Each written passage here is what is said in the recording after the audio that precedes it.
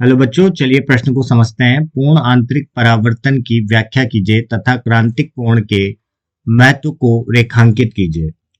तो सबसे पहले हम यहाँ पर देखते हैं मुख्य अवधारणा। मुख्य अवधारणा में हम बात करेंगे यहाँ पर पूर्ण आंतरिक परावर्तन, पूर्ण आंतरिक परावर्तन एवं क्रांतिक कोण की। देखिए, तो क्रांतिक कोण और पूर्ण आंतरिक परावर्तन। देखिए, सबसे पहले हमें यह पता होना चाहिए कि प्रकाश की किरण जब सघन से विरल में जाती है, तो अगर प्रकाश की किरण सघन माध्यम से अगर विरल माध्यम में जाएगी, तो अभिलंब से, ये क्या है, अभिलंब है, इस अभिलंब से क्या हो जाएगी, दूर चली जाएगी। जैसे मान लीजिए कि सघन माध्यम से विरल में आएगी तो अभिलंब से दूर चली जाएगी। अब ऐसा माध्यम, ऐसा एक आपतन कोण जब प्रकाश की किरण न तो अपवर्तित हो न ही परावर्तित हो, ऐसे आपतन कोण जिससे ये माध्यमों के अंतराल के बराबर आ जाए या फिर इनमें अपवर्तन कोण का मान 90 डिग्री हो जाए, तो ऐसे ऐसे आपतन कोण को, ऐसे आपतन कोण को हम क्या कहते हैं, क्रांतिक कोण कहते हैं। क्या कहते हैं, क्रांतिक कोण कहते हैं। ठीक है। तो अगर क्रांतिक कोण से अगर बढ़ जाता है, अगर क्रांतिक कोण से अगर आपतन कोण का मान, देखिए, अगर आपतन कोण का मान अधिक होता है क्रांतिक कोण से, तब तो क्या होता है, पूर्ण आंतरिक परावर्तन। तब होता है पूर्ण आंतरिक परावर्तन। ठीक है। और अगर आपतन कोण का मान, आपतन कोण का मान कम हो जाता है क्रांतिक कोण से, तो क्या होता है यहां पर, तो यहां पर होता है अपवर्तन। अपवर्तन। तो देखिए, इन्हीं अवधारणाओं को उपयोग में लेके चलिए प्रश्न को हल करते हैं। हल। तो सबसे पहले हम यहां पर बात करते हैं क्रांतिक कोण की। देखिए, हमने यहां पर प्रकाश की किरण को अलग अलग माध्यम, मतलब सघन माध्यम से विरल माध्यम में अलग अलग कोण पर हम आपतित कराएंगे। ठीक है। और आपतन कोण को लगातार हम बढ़ाते जाएंगे। सब जगह सघन माध्यम से प्रकाश की किरण क्या हो रही है, विरल माध्यम में प्रवेश करेगी, विरल माध्यम में। ठीक है। और ये सबके क्या है, ये अभिलंब है और ये अविलंब है। ठीक है।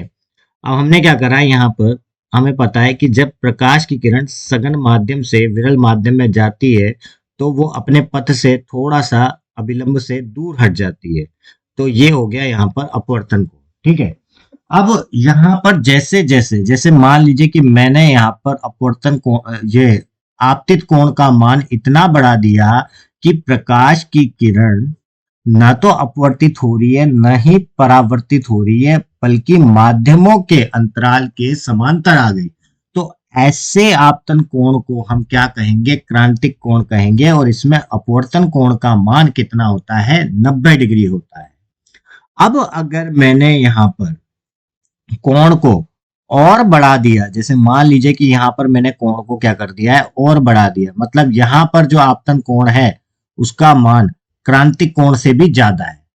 तो आपतन कोण से क्रांतिक कोण को बढ़ा दिया, तो ये जो प्रकाश की किरण है ये अपवर्तित होने की वजह परावर्तित हो जाती है। और इसी को हम क्या कहते हैं, पूर्ण आंतरिक परावर्तन कहते हैं। तो देखिए, यहां से हमें क्या क्या पता लगा। ठीक है। जब प्रकाश की किरण, जब प्रकाश किरण में जो आपतित प्रकाश की किरण है उसमें आपतन कोण का मान, आपतन कोण का मान अगर क्रांतिक कोण के बराबर हो रहा है, क्रांतिक कोण के बराबर हो रहा है, तो ना तो वहां, न तो अपवर्तन एवं परावर्तन दोनों नहीं हो रहा है, दोनों नहीं हो रहा है, दोनों नहीं हो रहे हैं। ठीक है। अगर आपतन कोण का मान परावर्तन आपतन कोण का मान क्रांतिक कोण के जब बराबर हो रहा है, मतलब आई का मान किसके बराबर होता है, जब आई सी के बराबर हो रहा है। और इस स्थिति में आई आर मतलब अपवर्तित कोण का मान, अपवर्तित कोण का मान कितना हो जाता है, यहां पर अपवर्तित कोण का मान हो जाता है 90 डिग्री। अब इसी प्रकार अगर हम यहाँ पर देखें कि आपतन कोण, मतलब अब हम क्या कर रहे थे, आपतन कोण को बढ़ा रहे थे, तो आपतन कोण का मान अगर क्रांतिक कोण से अधिक हो जाता है तो यहाँ पर क्या हो जाता है, प्रकाश की किरण का पूर्ण आंतरिक परावर्तन हो जाता है। मतलब प्रकाश की किरण क्या हो जाती है, पूर्ण आंतरिक परावर्तन हो जाता है। ठीक है, तो प्रकाश की किरण का पूर्ण आंतरिक परावर्तन हो जाता है। ये कौन सा है, जब क्रांतिक कोण का मान आपतन कोण से क्या हो जाता है, क्रांतिक आपतन कोण का मान क्रांतिक कोण से क्या हो जाता है, अधिक हो जाता है। और अगर ऐसा हो कि आपतन कोण का मान क्रांतिक कोण से अगर कम रहता है, क्रांतिक कोण से कम रहता है, तो यहां पर क्या होगा, अपवर्तन की स्थिति आती है, अपवर्तन हो जाता है। प्रकाश की किरण का क्या हो जाता है, अपवर्तन हो जाता है, वो अभिलंब से थोड़ा दूर हट जाती है। तो यहां पर ये सब दो चीजों पर निर्भर कर रहा है। देखिए देखिए पूर्ण आंतरिक परावर्तन अगर हमें देखना है यहां पर, तो पूर्ण आंतरिक परावर्तन के लिए दो शर्तें हैं। पहली शर्त तो है कि प्रकाश की किरण सघन माध्यम से विरल माध्यम में जानी चाहिए। कहां पर जानी चाहिए, विरल माध्यम में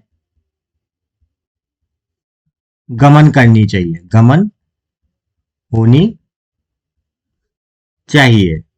और द्वितीय है हमारे लिए कि जो प्रकाश की किरण है उसमें जो क्रांतिक कोण का मान है, आपतन कोण का मान है, सॉरी आपतन कोण का जो मान है वो क्रांतिक कोण से क्या होना चाहिए, अधिक होना चाहिए, तभी यहां पर पूर्ण आंतरिक परावर्तन होता है।